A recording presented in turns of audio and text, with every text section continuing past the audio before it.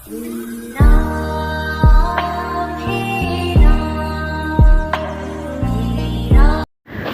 श्री राम दोस्तों, आप देख रहे हैं YouTube चैनल ज्ञान स्टार प्लस। तो दोस्तों, आप सभी का हार्दिक स्वागत और अभिनंदन। दोस्तों, आज हमने आपके लिए कमेंट चुना है श्रीमान सोनू मार्क सोले जी का, और ये लिखते हैं कि हनुमान जी ने जनेऊ कब धारण किया और किसने धारण करवाया। तो देखिए दोस्तों, हम इनके इस प्रश्न का उत्तर देने जा रहे हैं। इससे पहले जो भाई हमारे चैनल पर नए हैं वे भाई हमारे चैनल को जरूर सब्सक्राइब कर दें। तो देखिए, आते हैं मूल कथा वस्तु पर कि हनुमान जी ने कब जनेऊ धारण किया और किसने करवाया। कि हम देखते आ रहे हैं सतयुग से हनुमान जी ने ब्राह्मण का रूप कब धारण किया था, उसी समय से इन्होंने जनेऊ धारण किया। तो एक बार ऐसा हुआ कि सुग्रीव और बाली दोनों भाइयों में जब युद्ध हो गया और सुग्रीव बाली के डर के कारण छिपा छिपा इधर उधर रहने लगा और ऋषि मुख पर्वत पर हनुमान जी उसकी रक्षा कर रहे थे। उस समय भगवान श्री राम और लक्ष्मण माता सीता को खोजते फिर रहे थे और बाली के भय के कारण सुग्रीव डर रहा था। तो अचानक सुग्रीव की नजर भगवान श्री राम और लक्ष्मण जी पर पड़ी, जो कि इस तरह से साधु वेश में और एक सशस्त्र योद्धा की तरह दिखाई दे रहे थे।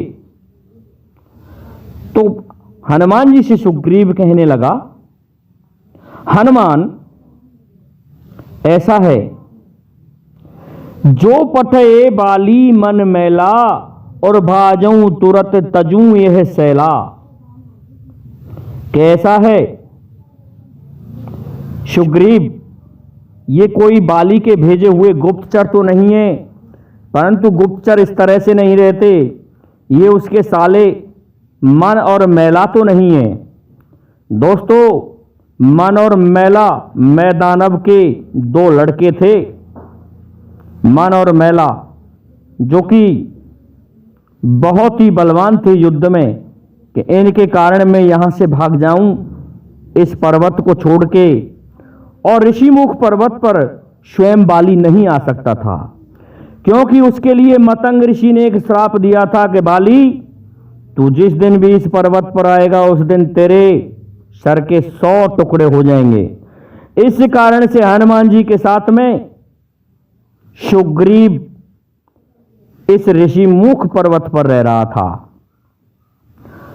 तो हनुमान जी ने कहा, ठीक है, मैं जाता हूं।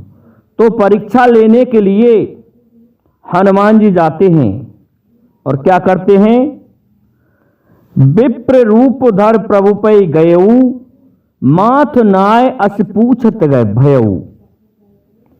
दोस्तों, ब्राह्मण का वेश धारण करके हनुमान जी भगवान श्री राम के पास गए और वहां जाकर के कहने लगे, माता नवाया कि कठिन भूमि कोमल पदगामी, कबन हेत वन विचरेऊ स्वामी।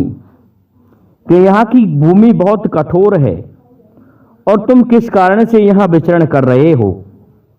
इस तरह से हनुमान जी कह रहे हैं। और क्या कहा, तीन लोक में कह तुम दोऊ, कह तुम नर नारायण दोऊ। ऐसा है, मुझे ऐसा लगता है तुम्हारे स्वरूप को देख करके कि तुम जैसे नर और नारायण यहां विचरण कर रहे हो। इस पर भगवान श्री राम ने उत्तर दिया कि यहां हरि निश्चर वे देई, विप्र फिर हम खोजत तेई। के राक्षसों ने हमारी पत्नी का हरण कर लिया है और हम उसे ही, हे ब्राह्मण, खोजते हुए फिर रहे हैं। दोस्तों, जब ब्राह्मण कहा, क्योंकि उसी समय जनेऊ धारण कर लिया था हनुमान जी ने, तब क्या कहा, प्रभु पहचान गिरे गही चरणा और सो सुख ओमा जाए नहीं बरना, कि भगवान श्री राम को पहचान करके हनुमान जी उनके चरणों में गिर पड़े। तो भगवान शिव कहते हैं, हे उमा, यह सुख हर कोई वर्णन नहीं कर सकता, ऐसे सुख का वर्णन नहीं किया जा सकता। तब दोस्तों हनुमान जी को गले लगाया। हनुमान जी ने कहा, प्रभु मैंने आपसे छद्म वेश धारण किया, मैं एक बानर हूं, लेकिन मैंने ब्राह्मण का स्वरूप धारण किए हुए हूं। तो उस समय से ही जब जब हनुमान जी इस तरह से विप्र के रूप में आते तो जनेऊ धारण करते थे। दूसरी बात, ब्राह्मण के लिए कच्चे धागे का जनेऊ बताया गया है और क्षत्रिय के लिए मूंज का जनेऊ बताया गया है। इसलिए हनुमान चालीसा में भी लिखा है कि कांधे मूंज जनेऊ साजे। दोस्तों इसका कारण यह था कि हनुमान जी एक क्षत्रिय थे, वानर स्वरूप में क्षत्रिय थे, और क्षत्रिय उनके लिए वन आदि में विचरना कोई बड़ी बात नहीं थी।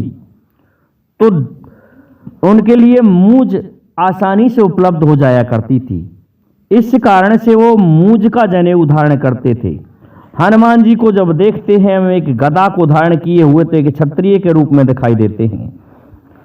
हनुमान जी अलग ही तरह के दिखाई देते हैं और हनुमान जी वो धवल हैं इस संसार में कि उनकी बराबर शक्ति आज तक ना किसी में हुई है और ना होगी। उन्हें दीर्घ काल तक रहने का वरदान प्रभु श्री राम ने दिया है और कहा है कि हनुमान तुम दीर्घ काल तक रहोगे, कलयुग के अंत तक, जब तक ये धरती समाप्त नहीं होगी तब तक तुम्हारी उपस्थिति यहां रहेगी। उन्हें इस तरह का वरदान प्रभु श्री राम ने दिया था। तो दोस्तों